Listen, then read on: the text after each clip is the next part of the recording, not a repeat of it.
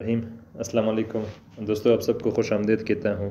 Current affairs اور essays کے حوالے سے ہم آج ایک امپورٹنٹ ٹاپک تیار کریں گے۔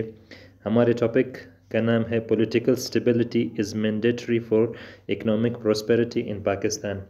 سب سے پہلے ہم دیں گے انٹروڈکشن کے بعد ہم نیکسٹ پیراگراف لکھیں گے ڈیفائننگ پولیٹیکل اسٹیبلٹی۔ اس کے بعد ہم لکھیں گے اکنامک پراسپیرٹی کو ڈیفائن کریں گے۔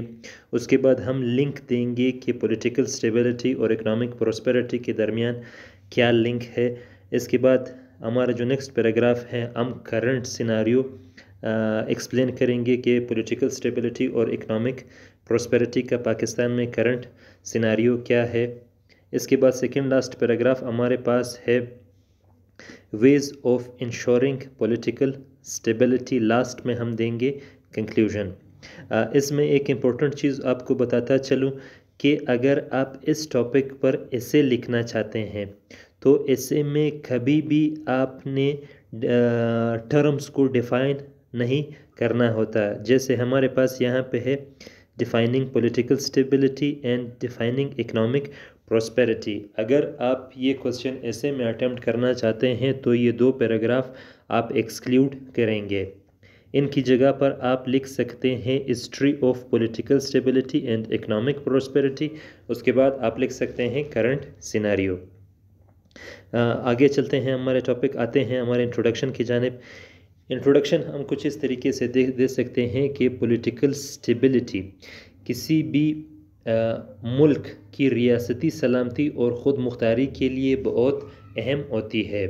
اس کے ساتھ ساتھ ملک میں اکنامک اسٹیبلٹی لانے کے لیے اہم کردار ادا کرتی ہے۔ جیسے کہ آپ کو پتہ ہے کہ پاکستان ایک ترقی پذیر ملک ہے۔ ملکی عدم استحکام کی وجہ سے اس کی اقتصادی ترقی اکثر خطرے میں پڑ جاتی ہے اور اسی وجہ سے انفارچونیٹلی آج ہم بینکرپٹسی تک پہنچ چکے ہیں۔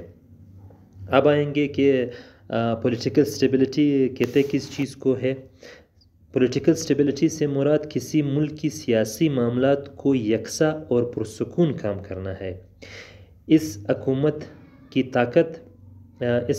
کی طاقت اور اس کے کنٹرول، اپوزیشن کے کردار اور ملک کے سیاسی نظام پر لوگوں کے اعتماد کی نظر سے دیکھا جاتا ہے۔ پھر ہم آئیں گے کہ اکنامک پراسپیرٹی کس چیز کو کہتے ہیں۔ معاشی خوشحالی کی پیمائش ملک کی دولت اور اس کے استعمال سے کی جاتی ہے کہ ملک کے پاس کتنی دولت ہے اور وہ اس دولت کو کس طریقے سے یوٹیلائز کر رہی ہے۔ اس کے بعد ہم آئیں گے لنک کو دیکھیں گے۔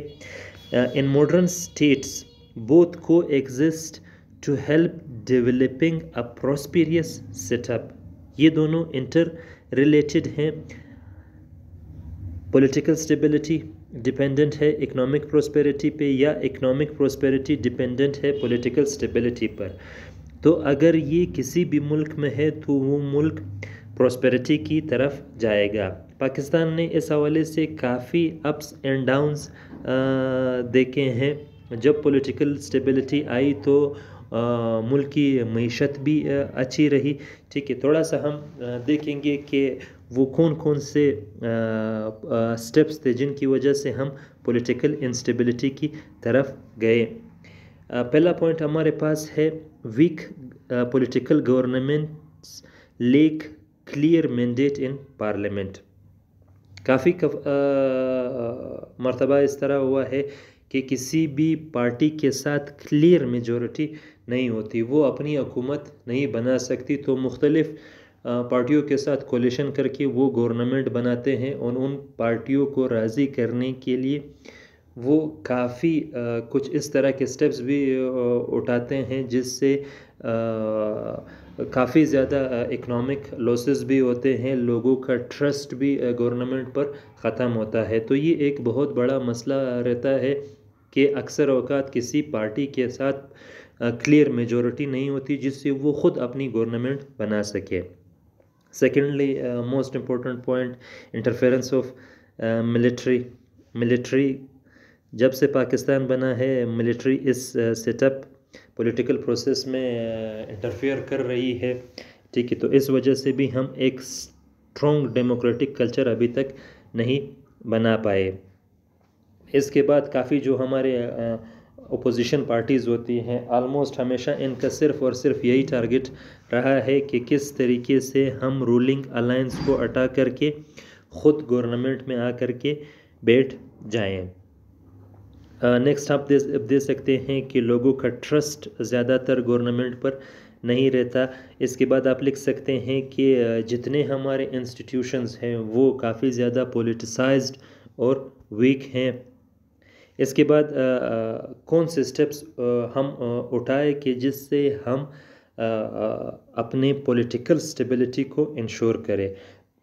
سب سے پہلے امپورٹنٹ پوائنٹ ہمارے پاس ہے کہ ملٹری کو ہم نے پولیٹکس سے دور رکھنا ہے۔ جو کنسٹیٹیوشن میں ان کا رول ڈیفائن کیا گیا ہے اس کو اسی پریمیسز کے اندر رہتے ہوئے اپنا رول ادا کرنا چاہیے۔ اس کے بعد پولیٹیکل پارٹیز کو ایسے بندوں کو چننا چاہیے الیکشن کے لیے جو کریڈیبل ہوں، جو سنسیئر ہوں۔ اس کے بعد ہم دے سکتے ہیں political parties need to rely on democratic principles instead of using cheap tactics against each other. Democratic principles بہت زیادہ اہم ہیں کہ پولیٹیکل پارٹیز کے اندر ہو۔ اس کے بعد ہم لکھ سکتے ہیں political parties need to stop being pawn in the hands of non democratic forces. Political parties کے ممبرس کو نان ڈیموکریٹک فورسز سے دور رہنا چاہیے۔ اس کے بعد ہم لکھ سکتے ہیں کہ لوگوں کو چاہیے کہ وہ ڈیموکریٹک سسٹم یا ڈیموکریٹک پروسیس پر بلیو کرے، اسے چانس دے تاکہ یہ نورش کر سکے۔ ان ڈیموکریٹک مین سے ہمیں دور رہنا چاہیے۔ اسٹیٹ انسٹیٹیوشنز کا جو رول اسٹیٹ نے ڈیفائن کیا ہے اسی رول کے اندر انہیں اپنا کام کرنا چاہیے۔ اس کے بعد اسٹیٹ انسٹیٹیوشنز کا جو پولیٹیکل افیلیشنز ہوتے ہیں، ٹھیک ہے، انہیں سائڈ پر رکھ کر کے اپنے کام سے کام رکھنا چاہیے۔ اپنے ٹاپک کو ہم کچھ اس طریقے سے کنکلیوڈ کر سکتے ہیں۔ Political stability is essential for economic prosperity that is sustainable and long term۔ Political stability بہت ہی اہم ہے اکنامک اسٹیبلٹی کے لیے۔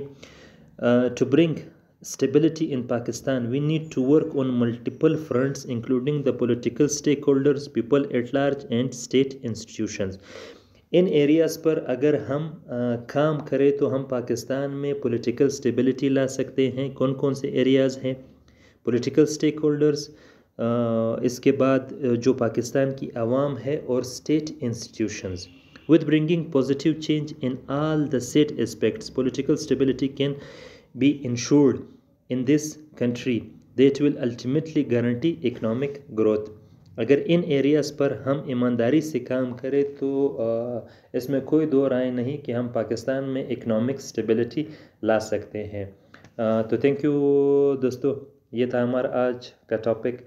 پھر انشاءاللہ آپ کی خدمت میں کسی نئے ٹاپک کے ساتھ پیش ہوں گے۔ اپنا خیال رکھیے گا۔ اللہ حافظ۔